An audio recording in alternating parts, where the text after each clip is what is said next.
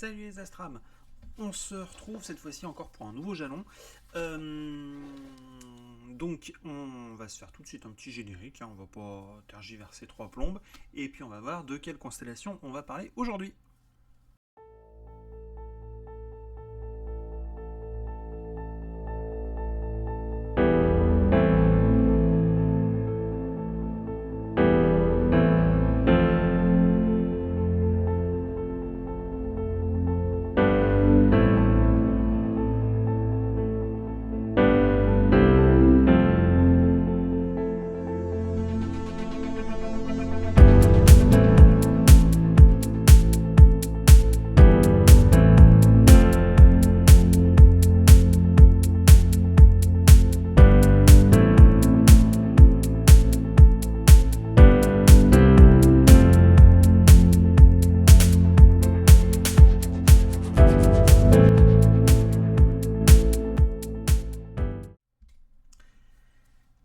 Alors, on repart donc sur un jalon, donc toujours sur nos constellations printemps-été. Alors, je sais pas trop quand est-ce que sortiront ces épisodes, ils seront peut-être pas forcément adaptés à la période de l'année, mais au moins ils vous prépareront, ou alors ils vous prépareront pour la saison d'après. Hein. Mieux vaut tard que jamais. Je sais pas comment je vais les sortir, donc on verra bien. Donc alors, sans plus tarder, on va passer sur Stellarium et voyons voir de quoi qu'on va causer aujourd'hui. La dernière fois, on avait fait toute la constellation du Bouvier, qu'on avait dit qu'elle était une constellation, certes, vachement importante pour toute la partie printemps-été de l'année, mais finalement en fait assez pauvre en objets à découvrir. Là par contre, c'est pas le cas du tout. C'est même carrément complètement l'opposé. C'est-à-dire qu'on se retrouve avec une constellation qui est extrêmement riche en objets, mais une constellation qui est globalement assez faiblarde, voire même plus que faiblarde. Vous allez tout de suite comprendre pourquoi. On va parler de la chevelure de Bérénice. Donc c'est une toute petite constellation par rapport aux dernières qu'on a pu faire, qui est coincée, comme on peut le voir, entre la Grande Ourse, Arcturus, le Lion et la Vierge. Arcturus, j'ai dit n'importe quoi, Arcturus n'étant pas une constellation mais le Bouvier, donc je reprends. Elle est coincée entre la Grande Ourse, le Bouvier, la Vierge et le Lion. Déjà au moins ça vous place le décor, vous savez où regarder. Par contre, c'est pas une constellation qui est excessivement facile à choper. On se retrouve avec des étoiles qui sont déjà pas très nombreuses et qui ont des magnitudes pas forcément super élevées. Hop, que je regarde ça. Ouais, on est sur du 4 et quelques. Et au passage, la constellation en fait n'est pas forcément très spectaculaire comme ça à découvrir. Elle n'a pas une forme de ouf. C'est juste ces 3 étoiles. Voilà. Alors, chevelure de Bérénice, Kezako. Qu'est-ce qu'une chevelure vient foutre dans notre ciel étoilé?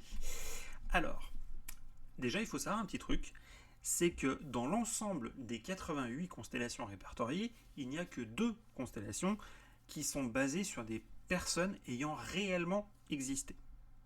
La chevelure de Bérénice en fait partie. Alors, pour connaître exactement l'histoire de cette constellation, pourquoi est-ce que des cheveux se sont retrouvés là-haut, remontons au temps des pharaons, des Égyptiens de l'Antiquité. On va remonter au règne de Ptolémée III et de sa femme Bérénice II. À cette époque, c'était un peu la guerre de partout, donc le pharaon Ptolémée III était donc parti en guerre, pas très loin de chez lui, et pour maximiser les chances de retour de son mari bien-aimé, la reine Bérénice II a donc offert sa chevelure à... Comment qu'elle s'appelait déjà? Crotte, j'ai perdu. Elle a offert ses cheveux à Aphrodite, ça y est, ça me revient, à Aphrodite de façon à ce que son époux revienne. Bon, ça a marché, il est revenu, je crois, je revérifierai ça, et au final, ses cheveux ont donc atterri dans la voûte étoilée. Donc c'est poétique, c'est beau, c'est une belle preuve d'amour. Je suis pas sûr que à l'heure actuelle vous trouviez quelqu'un qui soit capable de se faire tondre par amour. Je sais pas, je dis juste ça comme ça, c'est une pure réflexion. Donc, après cette petite parenthèse poétique, comment trouver cette constellation? Ben, comme je vous ai dit, elle est un peu coincée entre quatre constellations relativement importantes, mais qui peuvent quand même nous aider. Donc bon, on va y aller petit à petit. Moi, je trouve que le chemin le plus simple, c'est de partir du bouvier. Je vous explique pourquoi. Donc le bouvier, je vous rappelle, on prend le manche de la casserole, on prolonge d'une trentaine de degrés pour tomber sur Arcturus, et après, en dézoomant un peu notre regard, on voit un espèce de cerf-volant, c'est le bouvier.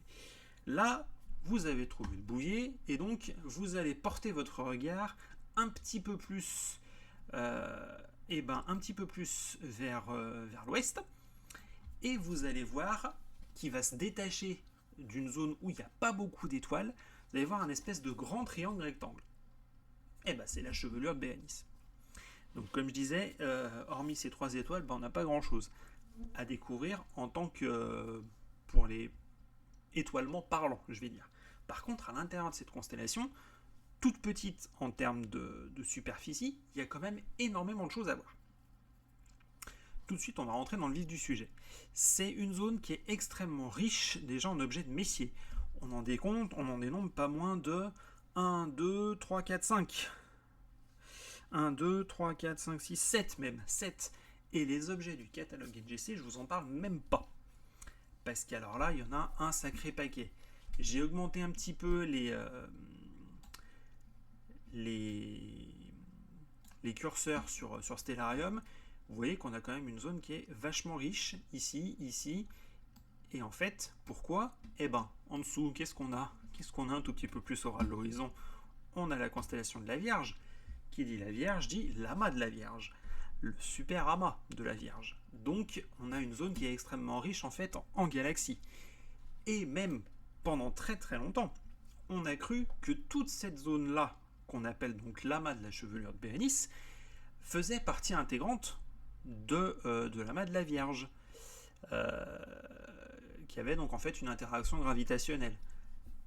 Et bien en fait c'est pas le cas. Si on part de la Terre, on a donc la Terre, les galaxies de l'amas de la Vierge, et plus loin, beaucoup plus loin, celle de l'amas de la chevelure de Bérénice. Donc en fait, il n'y a pas du tout, c'est juste un effet d'optique.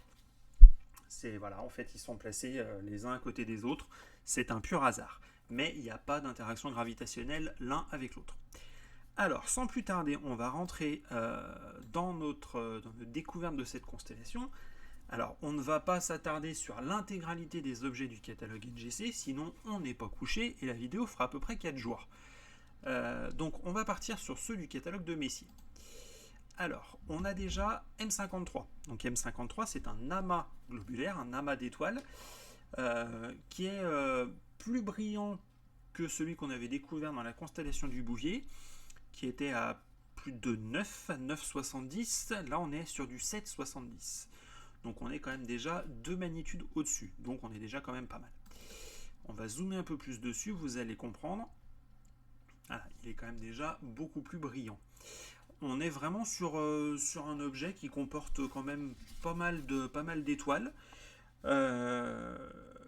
Mais il a été donc découvert par Charles Messier, c'était en 1777.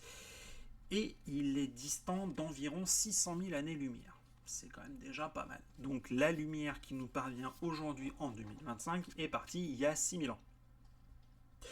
Ça place le contexte. Et encore, c'est pas le plus loin. Vous allez comprendre pourquoi. Donc là, celui-ci, il se repère assez facilement en partant de l'étoile Diadème. Tiens, d'ailleurs, Diadème, couronne, pas mal quand même. Donc on part de Diadème et on remonte un tout petit peu. On remonte de quoi? Ça doit être quelques petits degrés. Ouais, voilà, il n'y a même pas... Ouais, il n'y a même pas 1 degré. Voilà, donc c'est vraiment très très proche. Donc notre M53 est assez simple à trouver. Ensuite, on va partir plutôt au royaume des galaxies. Donc M64 dit la galaxie de l'œil noir. Alors, elle a tout un tas de noms, mais c'est vrai qu'elle est très belle. Elle est très belle. Je pense que malheureusement la constellation va être un peu basse pour que je puisse tenter de la prendre en photo, mais ça pourrait être sympa d'essayer un de ces quatre. Donc on est sur une galaxie qui par contre est pas très très grande. Où est-ce que j'ai sa taille? À mon avis, c'est pas bien gros.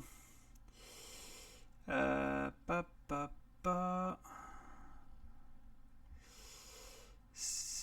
Non, je pense pas qu'elle soit très très grande, mais elle est quand même assez sympathique. Son cœur est assez beau, je trouve. On est sur une galaxie donc d'une magnitude de 8,50. On commence déjà quand même à atteindre des magnitudes qui sont déjà quand même correctes. Donc voilà, elle fait partie donc forcément donc de notre super amas, on va en parler un petit peu maintenant. Voilà. Par contre, du fait qu'elle est très petite, enfin, qu'elle est vraiment petite, je pense que avec des instruments, on va dire amateurs, même amateurs poussés, ça risque peut-être de faire un peu petit. À mon avis, il ne faut pas s'attendre à des détails de dingue. Je pense. Ensuite, qu'est-ce qu'on pourrait avoir d'autre à aller regarder? On va se retrouver plutôt dans cette zone-là. Donc là, maintenant, je vais carrément passer avec l'outil de recherche, ça sera plus simple. M91, voilà. Donc M91, pareil, petite galaxie spirale. Alors elle, déjà aussi, on franchit quand même aussi un cap point de vue des magnitudes. Là, on est sur des magnitudes à plus de 10. Donc c'est quand même déjà assez costaud. Découvert par Messier, et toujours Messier, hein, toujours lui, c'est son catalogue, en 1781. Donc quand même, pour qu'il puisse voir des trucs pareils, on s'aperçoit quand même que l'impact de la pollution lumineuse est quand même assez considérable. Il avait des outils qui étaient beaucoup plus petits que ce qu'on peut avoir maintenant, qui étaient de qualité beaucoup plus médiocre, et pourtant il a réussi à choper ça. On voit un petit peu le cheminement. Donc ensuite, M98, on est sur une autre galaxie, toujours découverte par Messier, et toujours en 1781. Où là aussi, on est sur une... Ah non, d'ailleurs, c'est pas Messier qui l'a découvert, celle-là. C'est Méchain. Contemporain de Messier. Donc M98, elle, c'est une galaxie qui elle aussi est spirale, qui je pense est vue beaucoup plus par la tranche. On dépasse aussi les 10 en magnitude, donc ça commence à devenir un petit défi, mais je pense qu'elle est intéressante aussi. Mais par contre, elles sont toujours petites, ces galaxies. Forcément, elles sont situées beaucoup plus loin. Oui, petite chose que je ne vous ai pas précisé. Je vous disais que quand je vous parlais de M64, j'ai oublié de vous préciser un truc. Elle a été située, et d'ailleurs on va y revenir, peut-être que je peux vous montrer l'info. C'était pas ça que je voulais, ça c'est la prochaine. M64, Galaxie 2, l'œil noir. Je ne pense pas qu'on ait l'info, c'est dommage. Si, voilà. Vous voyez sa distance?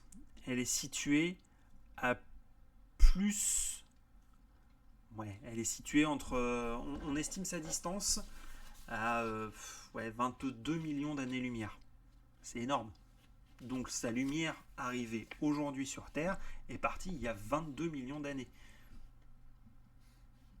Ça fait loin, hein. Donc bon. C'est quand même assez... c'est pas tout proche de nous, mais bon. Donc, M99, Moulinet de l'amas de la Vierge. Ouais, Je suis pas sûr, je suis pas convaincu. L'amas de la Vierge, bah non, on n'est pas dans l'amas de la Vierge, on est dans la chevelure de Bérénice. Donc bon, c'est pas grave, c'est pas grave, c'est pas grave. Là, on est aussi sur une galaxie spirale qui, elle, par contre, est vue vraiment de face, qui est pas grosse non plus. Par contre, qui est un poil plus brillante. On est en dessous des 10 en magnitude. Donc, ça présente quand même un petit peu le truc. Et la dernière que je voulais vous montrer, celle-ci, je pense qu'elle est plus intéressante, peut-être un petit peu plus simple à aller choper, parce que un petit peu plus grosse que les autres. C'est M100, donc c'est la galaxie du sèche-cheveux, la galaxie miroir. Celle-ci, pareil, c'est une galaxie spirale vue de face, donc découverte en 1781 également, et qui elle aussi est sous la barre des 10 en magnitude, on est même sous la barre des 9,50, on est à 9,40. Donc je pense qu'elle est quand même assez intéressante à aller photographier, à observer. Je pense que ça peut se faire, ça peut se voir comme une petite tache laiteuse, mais vraiment sous de bonnes conditions. Donc pas de pollution lumineuse, pas de pleine lune, etc. etc. Enfin bref, commencez à connaître le truc. Alors après, comme je vous disais tout à l'heure, si vraiment on veut y aller, il y a un nombre d'objets dans ce secteur, c'est un truc de barjo. Donc moi, je ne peux que vous conseiller quand ça sera la saison, c'est-à-dire plutôt là j'étais quoi, là vous voyez, là déjà elle était assez haute la constellation, et je m'étais placé au mois de juin, donc on est quand même pas trop mal. Mais je pense que cette période-là est une période assez propice. Par contre, le problème, c'est que les nuits sont courtes. Donc, ça va nécessiter d'avoir d'emmagasiner pas mal de temps de pause. Peut-être sur plusieurs jours, pour vraiment avoir quelque chose de pas trop mal. Écoutez, pour la chevelure de Bérénice, on s'arrête là. C'était déjà assez dense. Allez la découvrir, cette constellation. Elle paye pas de mine comme ça, mais elle est hyper riche. Elle est hyper riche. Amusez-vous si vous faites une photo. Faites la photo, faites une astrométrie de la photo, et vous allez voir ce que les logiciels peuvent vous sortir. C'est tout simplement hallucinant. Donc voilà, c'était le petit conseil que je pouvais vous donner. Écoutez, moi je vous dis à ciao les astrams, bon visionnage, profitez bien de tout ça, et puis on se dit à dans 15 jours. Salut!